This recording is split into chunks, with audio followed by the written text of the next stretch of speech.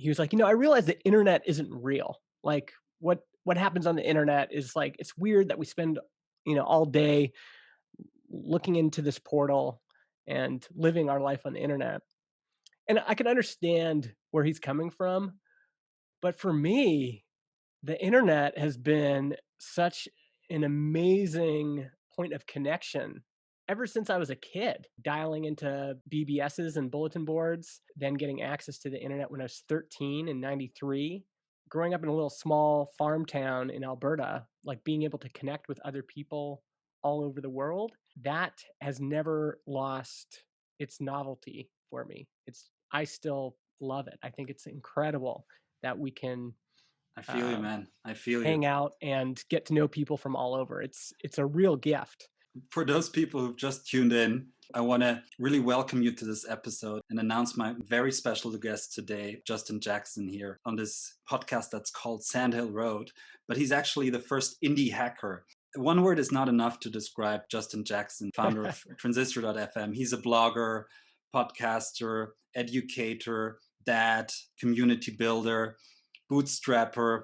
He's been an inspiration to me for a while. I wake up every Saturday morning to an email from Justin because Oh, Justin has great. this great newsletter. And I'm always fascinated. How do you come up with this stuff? Sometimes it's about how to sleep better. Sometimes it's about how to build SaaS, how to find mental stability. You share so Hmm. much random wisdom. That's really kind, by the way. Thanks. I appreciate that. I'm glad you chose all my positive descriptors because I, I I have not so positive things about me too. But that was really kind.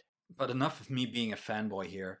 I would say, why don't we dive into your background and what you've been up to over the last couple of decades or so? Oh, a couple decades. I've been kind of a citizen of the internet from the very beginning. I was lucky enough to get a VIC 20, Commodore VIC 20 when I was 5 years old or something, 1985. Really have loved computers my whole life, but didn't get involved in startups or the tech industry until I was 28. So fairly late in life. And I got this job at this startup called Mailout Interactive. I'd always been interested in computers, always been interested in the web, always been interested in business. And my first week on the job, my boss gave me a copy of Getting Real by Jason Fried and DHH. And it just brought everything together for me. It was like I had built some other businesses before. I owned a couple snowboard shops in my hometown. In college, I had a web design and wedding video business. In high school, I was throwing raves in my hometown. But getting to see how 37 Signals had built their business, had bootstrapped their business, and the amount of leverage that building software gave you. I was used to like building websites for clients, but creating something once and then being able to duplicate it thousands or millions of times for a very low marginal cost. The bits are basically free. That was just really intriguing to me. Yeah, getting to work for that first SaaS company kind of opened my eyes, opened my perspective to what was possible. I've been basically pursuing building a bootstrap business online ever since. And in 2018, I teamed up with my friend John Buda to build Transistor, which is a podcast hosting and analytics platform. Compared to anything else I've done, it has been it's been the most gratifying, and it's also given me the most margin, the most enjoyment, the most financial benefit, all that stuff. So yeah, it's been a great journey, even though sometimes it feels like it came later in life for me. I'm 40 now, so some, some, sometimes I pull my Twitter followers and I'm like, wait, I'm older than like 80% of you. uh, so yeah, sometimes I feel like a little bit of an old guy, but Age is just a number, man. And I love your mindset. You have this surfer mindset. You have this great post, Business is like surfing. And in that post you write about surfing being really frustrating for beginners because you get out and the wave hits you in the face. But all that matters really is that you get back out there in the surf and in the water and keep paddling, because surfing is, at the end, it's 90% paddling and 10% surfing. And the best surfers are always the best paddlers. Transistor FM, it looks like an overnight success, but it's an overnight success, 10 years in the making. That's what I really love about you. Yeah. So if you look at someone like Kelly Slater, who's a professional surfer, one of the best in the world, he is really the culmination of thousands of events in his past. His ability, the fact that he is so good at surfing, relies on this whole stack of events from the beginning of his life till now. And entrepreneurship is really like that. And even more specifically, any entrepreneurial success, like a contextualized actual success, relies on all these things in the past. I like using surfing as a metaphor because it's really difficult to do and it requires just a lot of investment. People will work on the fundamentals of surfing for years and years and years before they're able to catch a really good wave. And part of those fundamentals mean learning to paddle, developing, the right muscles, developing the right technique, and learning to observe the size and shape of good waves. And I think entrepreneurship really follows that pattern. We need to learn to observe and recognize the size and shape of good waves. And really, the only way to do that is to be in the water. And I think being in the water means pursuing your interests, pursuing different communities, getting to know different people, being in motion, working on different projects. And in the midst of that, you're developing all these fundamentals. You're learning to watch waves as they come in and watch people try to catch those waves and how well they do or how well they don't do. And maybe try to catch a few waves yourself and be like, "Whoa, that one was just too small to really ride and get out of it what I wanted to get out of it." Or you might try something really big, like, "Okay, I raised a bunch of money and I really went after this big opportunity, and the wave just crushed me." Uh, I haven't been surfing for a while, and 2 weeks ago I was in Lisbon, in Caparica, California, and surfing a wave after 10 years of taking a break from it. And I really felt this force of nature under me. And I think this is a good segue to this question that you have spent a lot of time thinking about, of picking the right market or catching the biggest wave, if you like, because it's a common thread in a lot of your posts. One post of you is about selling ice cream on a busy beach. And essentially, it's about trying not to be too clever, but closely observing where there's market pull and then really going for it. And it mhm. reminds me of this great quote from Don Valentine from Sequoia, who said that the founder shouldn't look for the problem, but the market should be pulling the company out of the founder. And Yeah. I think you went through this phase where you tried to push a barrel up a mountain, and then Mhm. suddenly you had these tailwinds with Transistor, and it was a completely different feeling. Talk a little bit about that and how this changed you. Yeah. So, I mean, really starting from high school, my grade 12 year, we put on this rave in my hometown. I live in this little farming town, 7 or 8,000 people, and my friends and my friends were older than me. They would drive me to these raves in the big city, and you know, there would be thousands of people there and these massive warehouses. And I thought, oh, I would love to bring this to my little town. And so we put on an event. We pre-sold tickets, and it was clear once we started pre-selling tickets that there was pent-up demand. Like a lot of kids in the 90s wanted to go to raves, but their parents wouldn't let them drive to the big city and go to these like overnight parties in the big city. And so this was like an opportunity for them to experience it. And we sold out of the tickets before we even launched the event. The following year, my friend and I got really into breakdancing and kind of early hip hop culture. And we thought, oh, let's do the same thing. Let's put on another event, but this is going to be like a hip hop block party. We're gonna invite a bunch of b-boy crews. We're gonna have some MCs, and like we're gonna do this up similar to the rave, but with hip hop. And we learned that the demand in Stony Plain, Alberta, was not there for a hip hop block party. We sold like, I don't know, maybe a quarter of our tickets ended up just breaking even. You could see it was the same people involved. It was the same passion, the same excitement. And if anything, we had learned from the previous year. But what we couldn't manipulate or what we couldn't kind of force was the underlying pull of the market. It's the market that really dictates most of your success. The momentum in the market is what carries you. And you, as the entrepreneur or the marketer or the developer or the product person, are really just bringing your skills to bear on that wave, right? So, yeah, it helps if you're trying to ride a big wave, it helps to be Kelly Slater and have all that experience, have all those skills. But even Kelly Slater can't ride a wave in a pond in Nebraska, right? Like you have to have the underlying energy in the market. And this has been illustrated over and over again in my life. And especially now that I've been involved with so many other entrepreneurs and indie hackers and bootstrappers who are trying to build something. They want a better life for themselves. They want this new American Mhm. dream of being able to run a profitable internet business and quit their job and all that. But without that underlying energy in the market, that underlying pull, it doesn't matter how good you are. And I think closely related to this is your understanding around the business idea.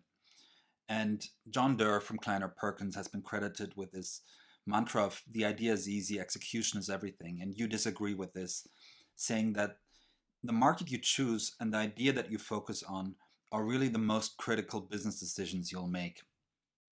There's this like truism that ideas don't matter that much. It's execution that matters. And I think that's become that's that's become too much of a cartoon idea because of course execution matters, but the underlying idea, this observation you've made and your hunch about that observation, your hunch that, oh, you know what? I think there's momentum here. I think people want this. I think there's untapped demand or even like demonstrated demand that just isn't being satisfied. That's important. That observation. So if that's the idea, that observation paired with your hunch is actually really important. A good idea can carry you a long way. And there's people who are incredible at executing. I mean, look at Katzenberg with Quibi.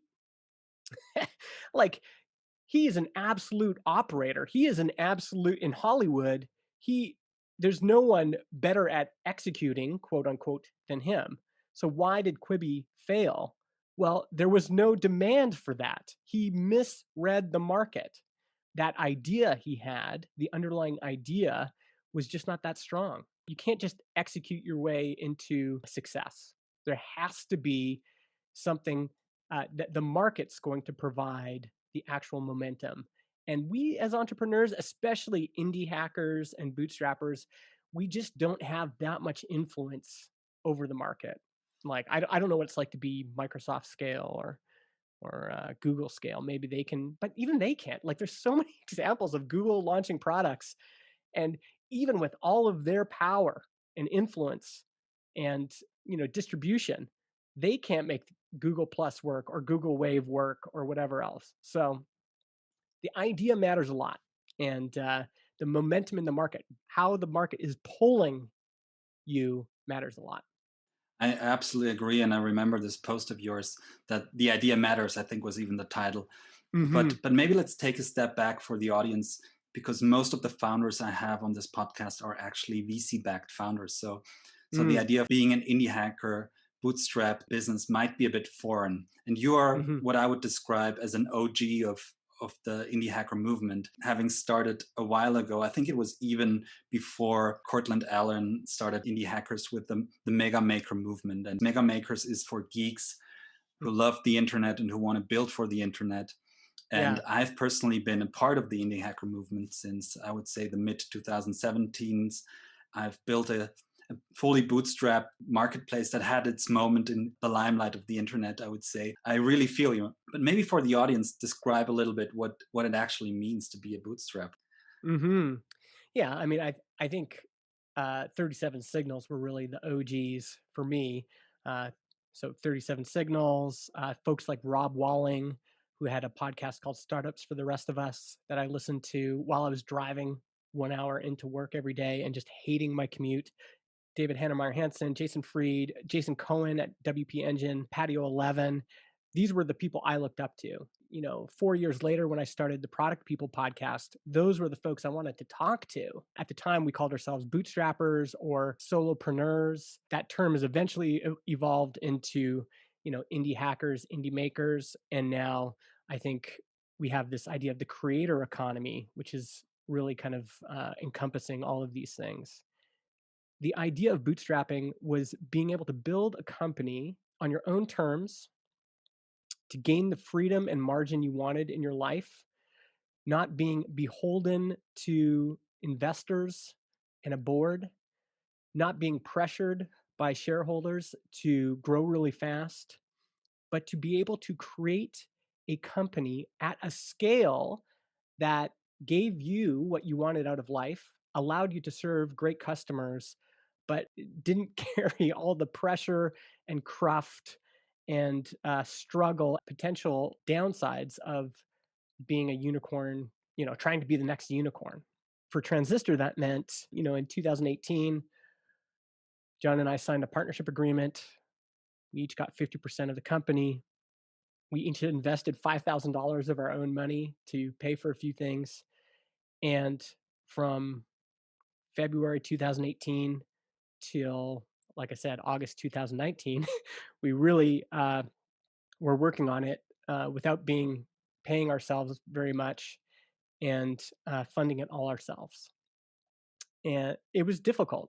There's pros and cons. I think now I've revised my take a little bit. There's some new funds like Tiny Seed and Earnest Capital that will invest 100 to 300K and take, not a huge part of your company. Eventually it can net out to them owning 4% of the company or something like that. And they give you breathing room to quit your job and work full time on your project, but at an appropriate scale. You're not going to quit your job and hire 20 engineers. You're going to quit your job and work on it by yourself or with a co-founder. So yeah, it was difficult for us. If you listen to our podcast, Build Your SaaS from the beginning, there's definitely a time, about 6 months after we launched, where I'm starting to thrash a little bit as a dad with 4 kids, waiting for the money to come. But now that we're past that difficult stage, I'm so glad we bootstrapped because we have tons of optionality. I've spoken with a lot of people who started companies around the same time as us, even in the podcast industry. At the time, in the beginning, we are all like, okay, I guess we'll see how this works out. You guys are raising money, we're not. And in retrospect, they've said, I wish we'd done what you did, because it turns out the podcast category is just not that big. It's going to be really difficult for those folks to get kind of venture scale exits. And so they're feeling the pressure now. And John and I feel like, John, my co-founder, we feel like we have lots of margin. We're basically still a 2-person company. We're just hiring our first full-time person now. So it's going to be a 3-person company and then 1 part-time contractor. Love it. It's just very lean. And that leanness, the fact that we don't have very many people, we don't have a lot of pressure from shareholders or investors, it just gives us so much breathing room. And the calm that's come from that. So sure, while we were bootstrapping, there was stressful times. And there's times where I felt like I was being stretched so thin, I didn't know how I was going to make it. But once we kind of made it through that ring of fire, now it just feels like we can relax, we can breathe, we can take things slow. So, this pandemic year, John, my co-founder, was going through a bunch of hard stuff, and I said, let's just take it easy. We're in no hurry. We can be mindful about what we build, how we work, and how much pressure we put on ourselves. So for me, that's been the real advantage of bootstrapping. It's this grow slow, grow real that's really enabling you to try things at a pace that's so much more natural, I think, than than in many VC-backed situations where you have, follow-on Mm-hmm. investors piling on, preempting the Mm-hmm. Series B, then preempting the Series C, and without underlying real product market fit, and everything just being like paid growth. And you know the story, how it plays Mm-hmm. out with the preference deck, and it can be quite tricky. Just because I know a lot of VCs and people who are interested in venture capital might be listening, let me just give two critiques. And don't, yeah, you can DM me if you want. So the first critique I would say to founders is to really identify, what do you want? Like, why are you doing this? So when I started Transistor, again, I'm in my late 30s. I've got 4 kids. I've got, a mortgage. I'm not moving anywhere. What do I want? Well, I wanted financial freedom. I wanted more time to go snowboarding and mountain biking. I wanted the ability to say, hey, John, I'm taking the afternoon off, and for that to be okay. I wanted to do work that I enjoyed, with people that I liked. And I didn't want a full calendar. I didn't want tons of meetings and tons of expectations and tons of pressure. The only pressure I wanted was, how can I best serve customers? That's it.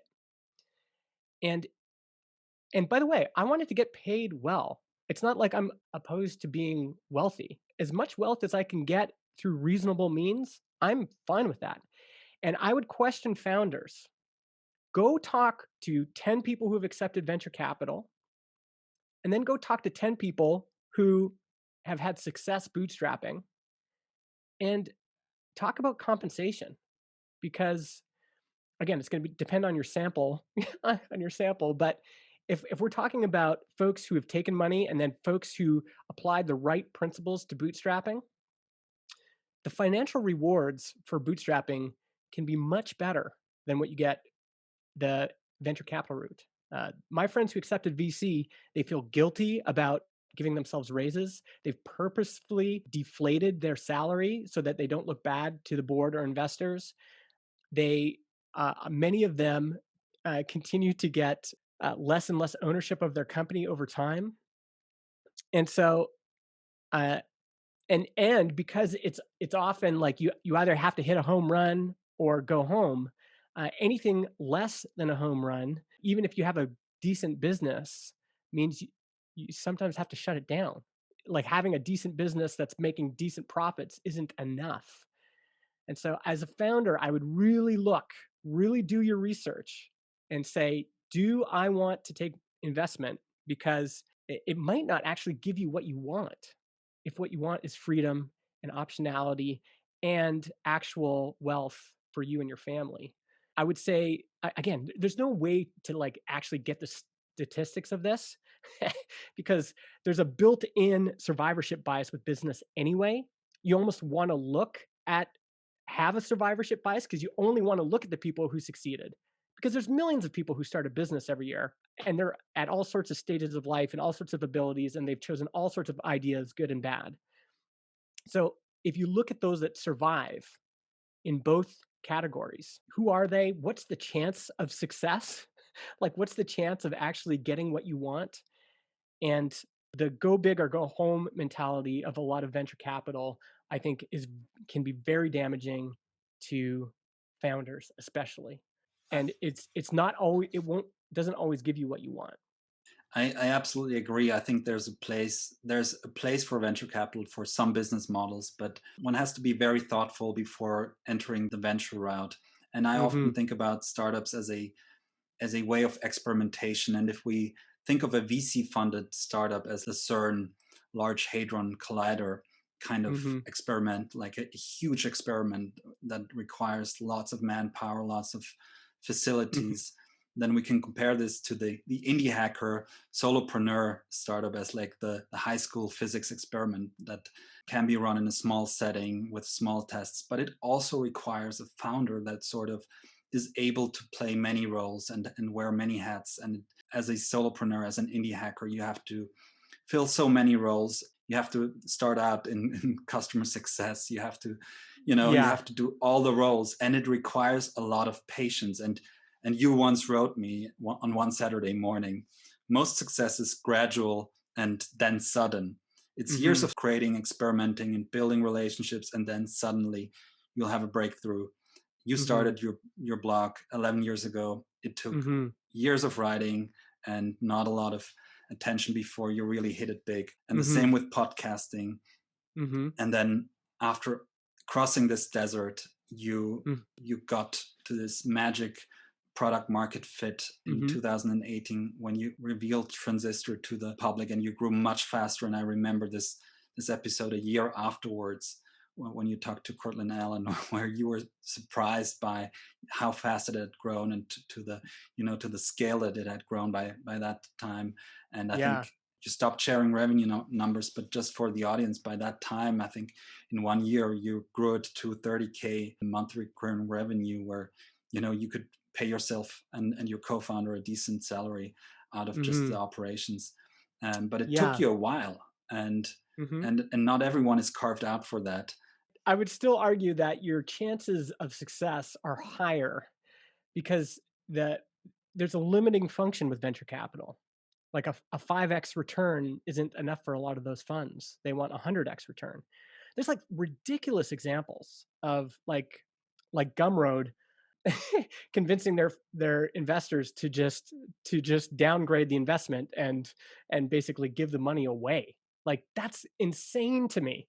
You look at fab.com. I don't know if you remember them, Yeah, but I you know, do. like hundreds of millions of dollars just up in smoke.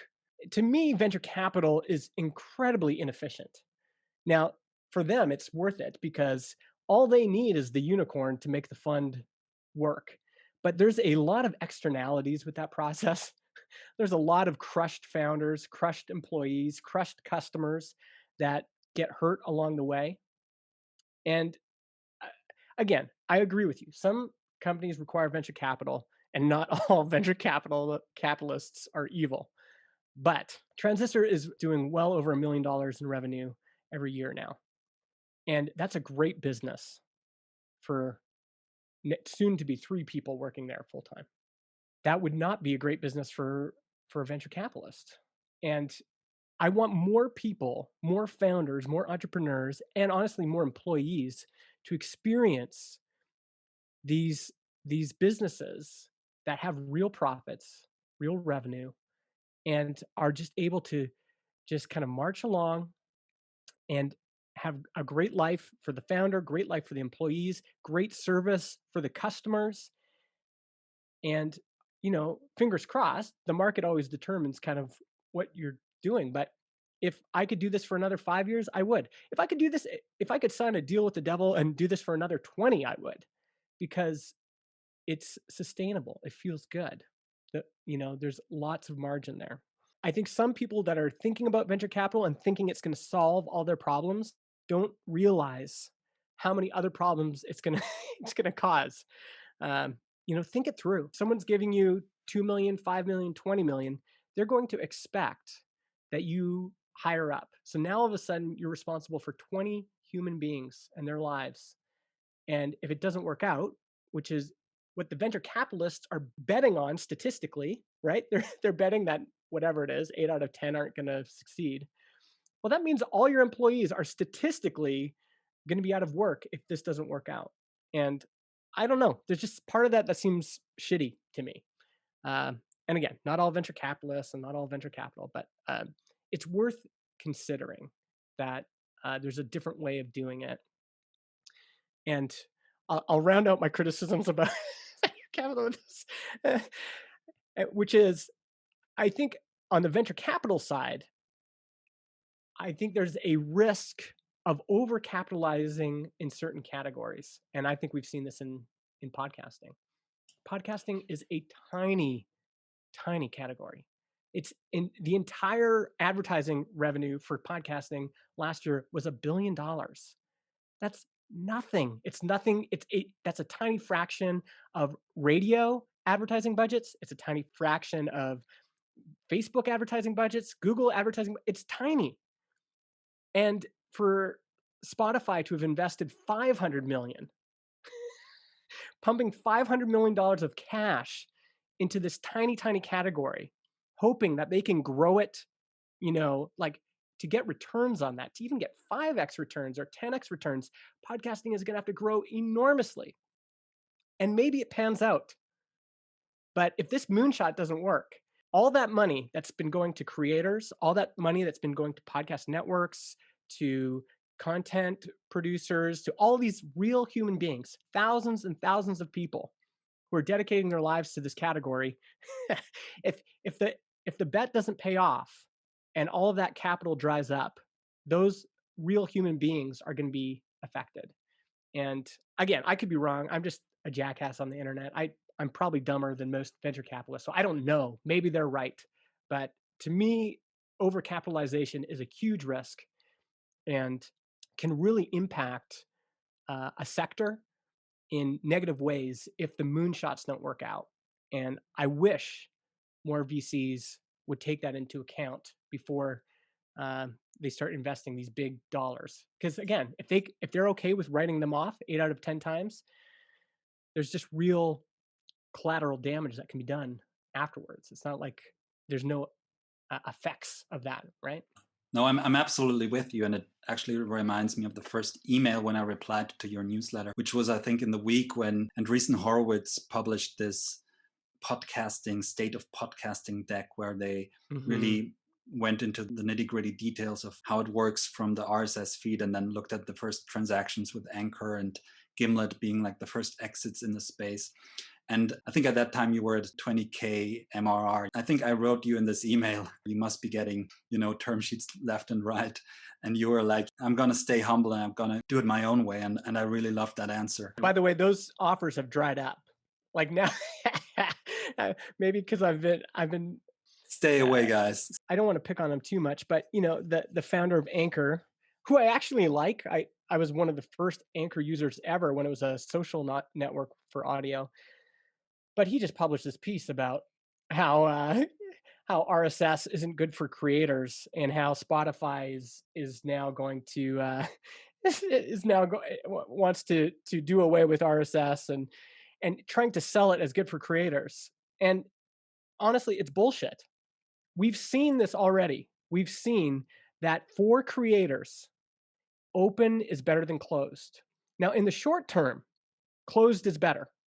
In the short term, you can get a big audience on a closed platform like YouTube or Clubhouse or whatever, especially in the beginning when there's lots of hype, especially in the beginning when the platforms are enticing creators with big payouts and big grants like, hey, we'll get you.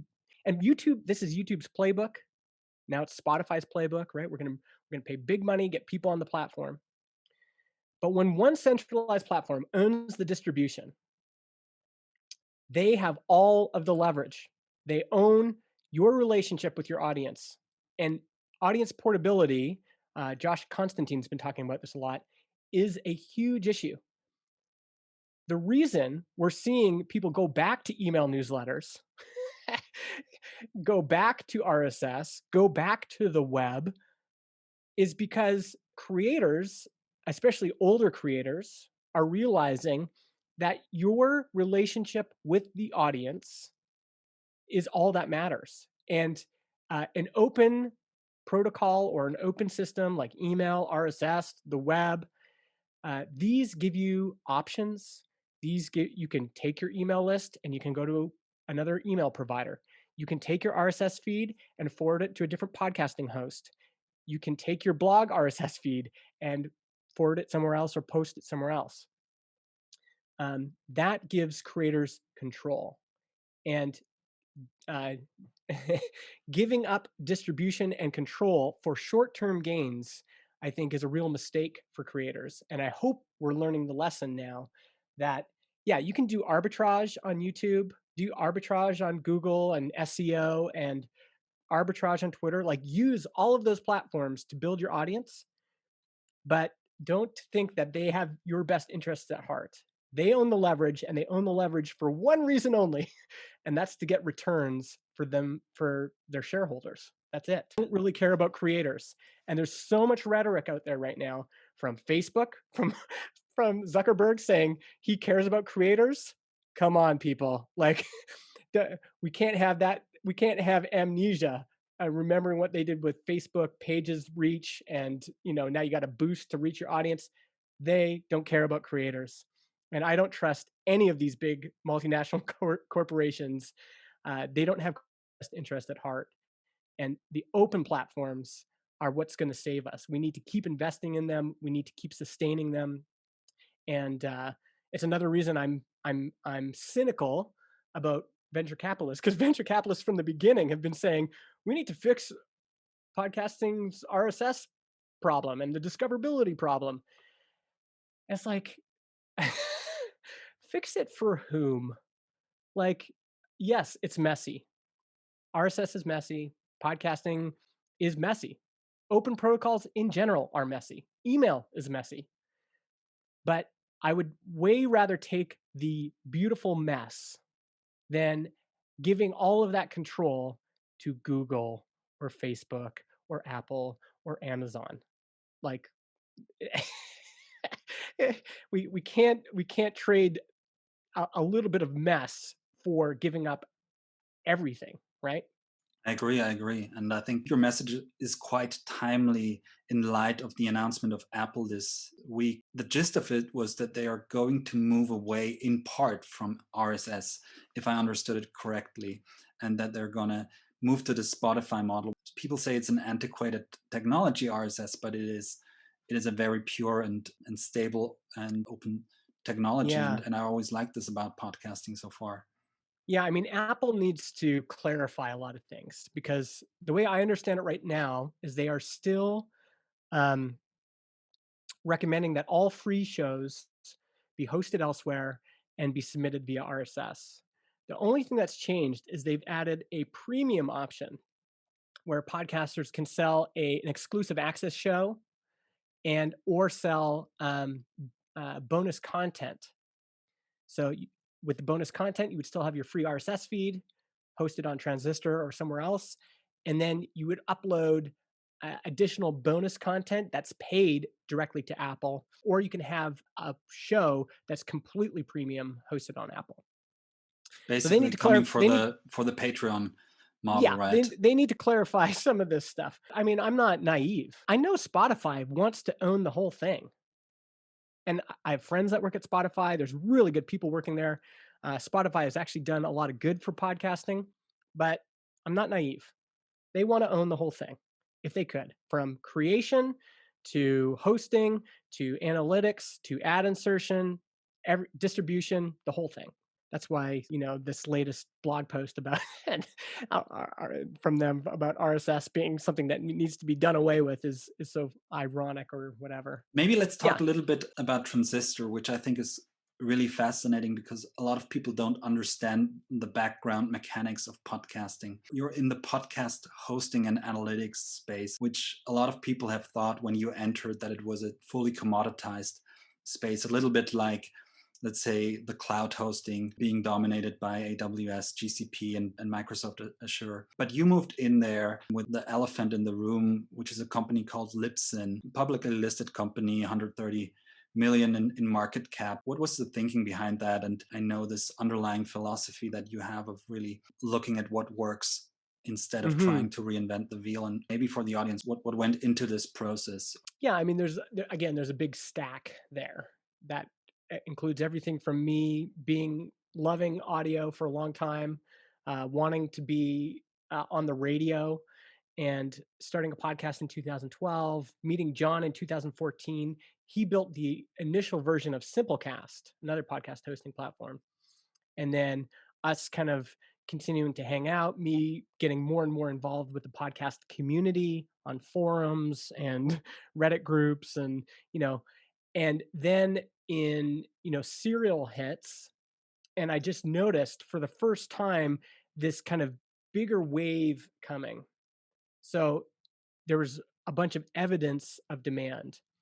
First, I already knew a bunch of my friends who were podcasters. That was helpful. I knew a bunch more people who wanted to start podcasts.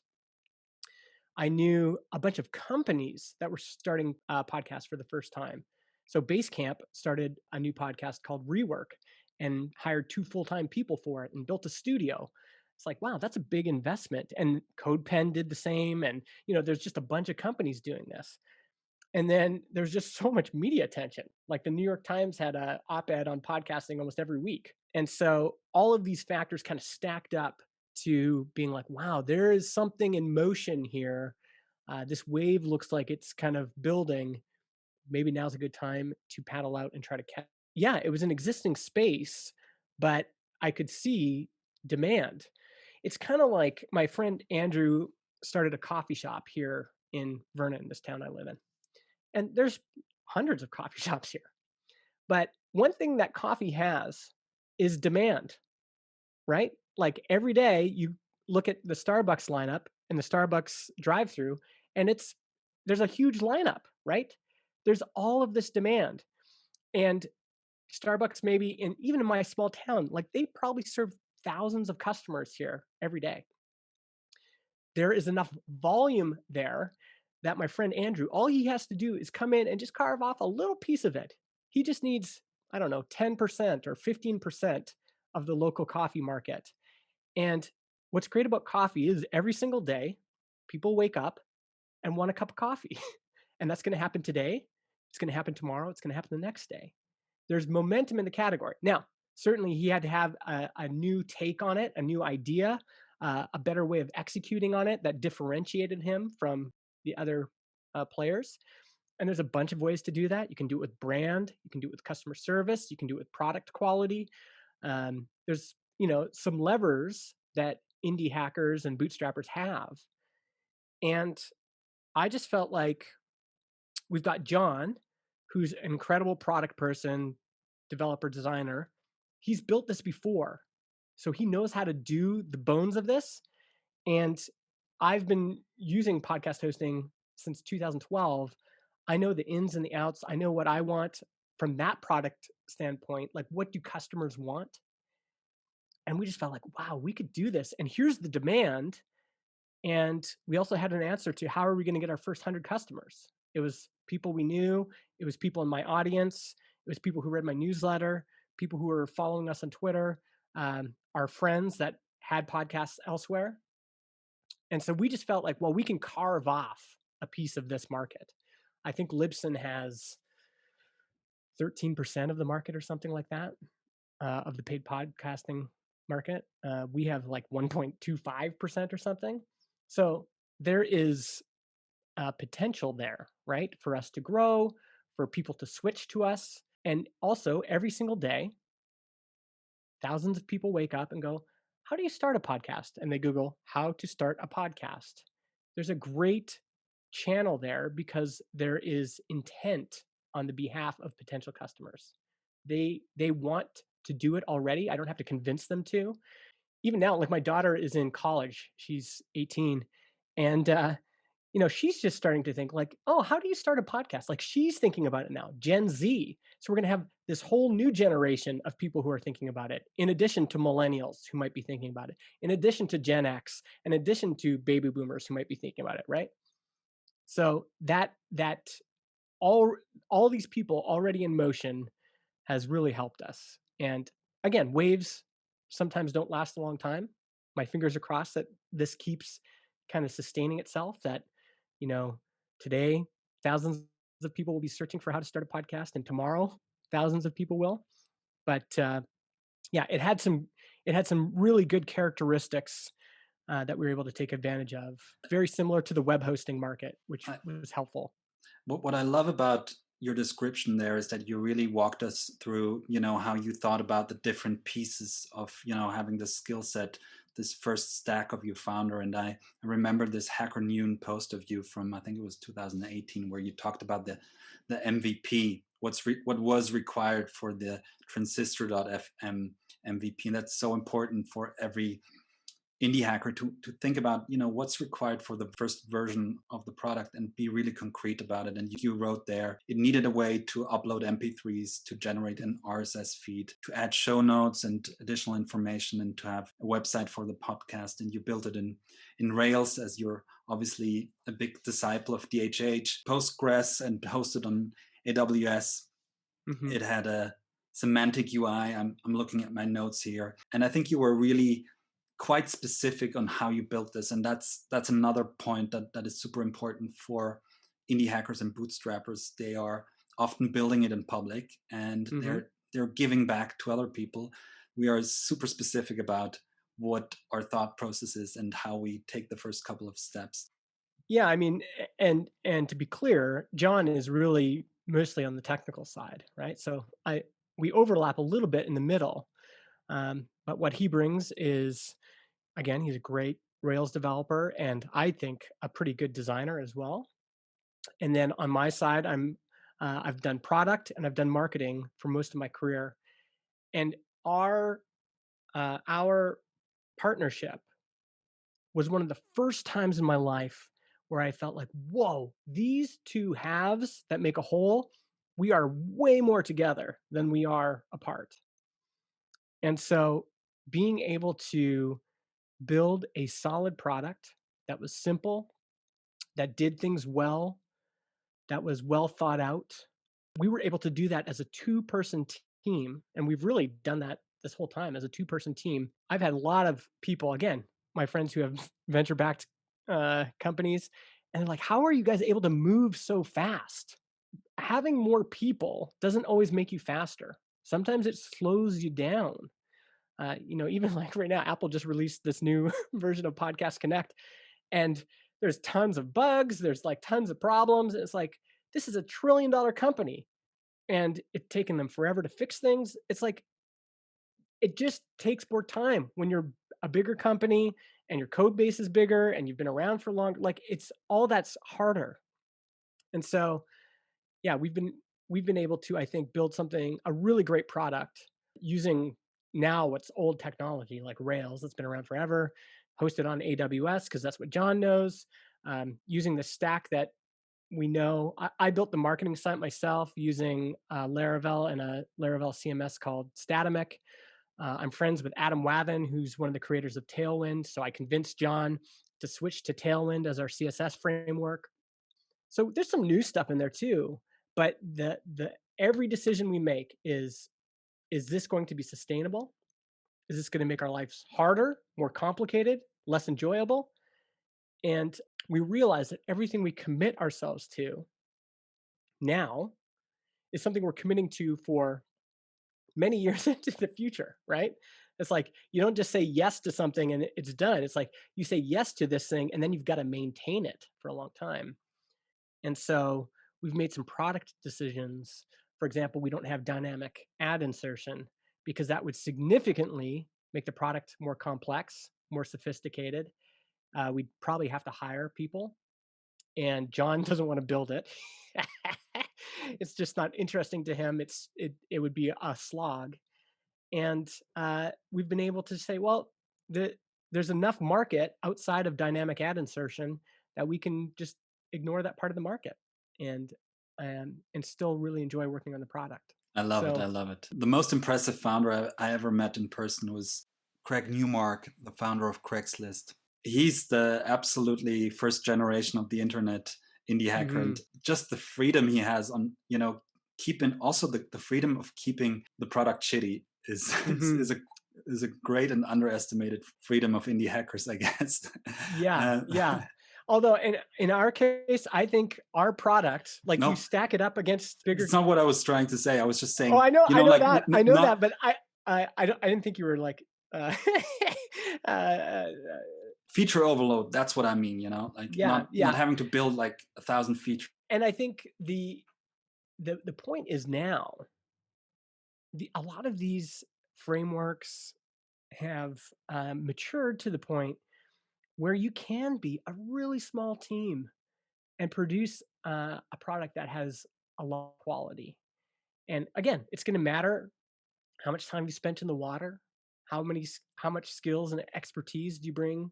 One of the beautiful things about being small is, again, we can afford to move slower. Now, when you move fast and break things, you just end, you just end up adding a lot of things to the product. It's like, Instagram can't just be about photos. It's got to also be about long video. It's also got to be about stories. It's also got to be about, the TikTok scrolly things. you can never be satisfied with just like, okay, but let's just do a few things really well. And uh, yeah, I think it's one of the great benefits of if you can market or find a market where there's enough momentum. You don't always have to make the product super complex. And again, there's going to be some products that need to be and need more investment. But if you don't want to build that kind of company, there are other options. And 2 or 3 or 4 person company and build a really high quality product these days that really competes. I mean, we're competing with, again, Libsyn as a public company, and I think we're doing okay.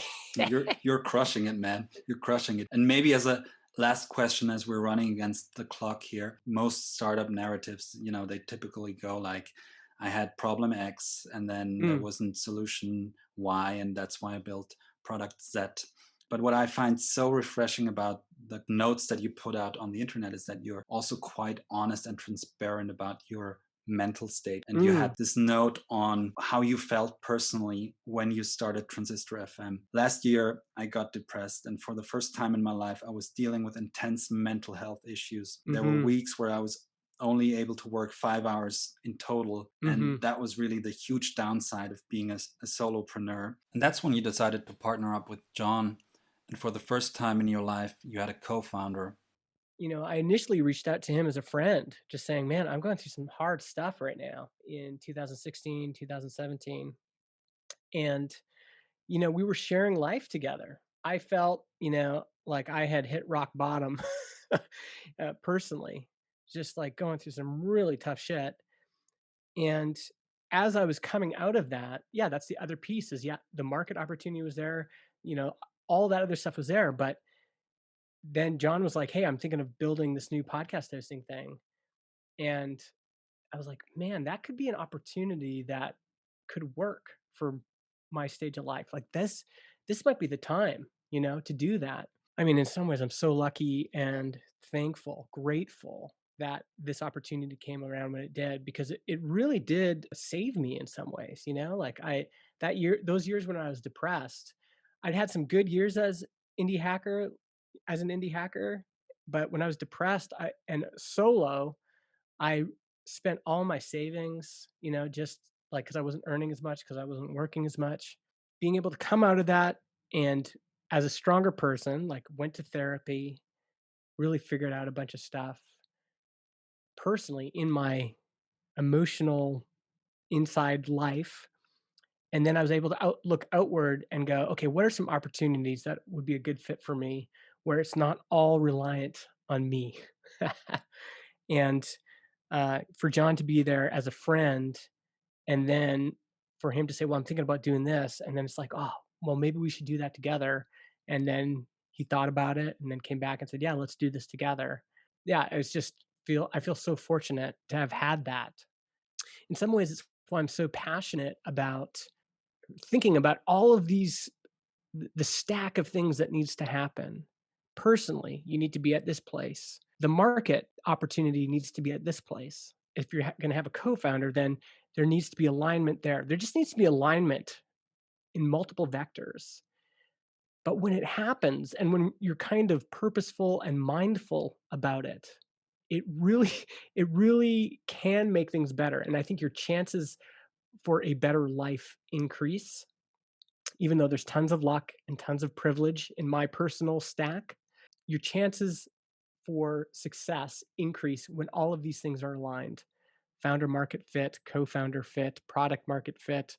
There's all these vectors, and being mindful about those things before you start the company, I think increases your chance of success. And for me, it's just meant the world. Financially, it's been huge for me. I've paid off debt. I have a really comfortable living now. I'm able to pay for my daughter's college and save up for my other kids. It's just been incredibly gratifying. And I think it's a result of that alignment I was talking about being mindful and purposeful about what I was doing. And and that all kind of led me to the place that we're at now.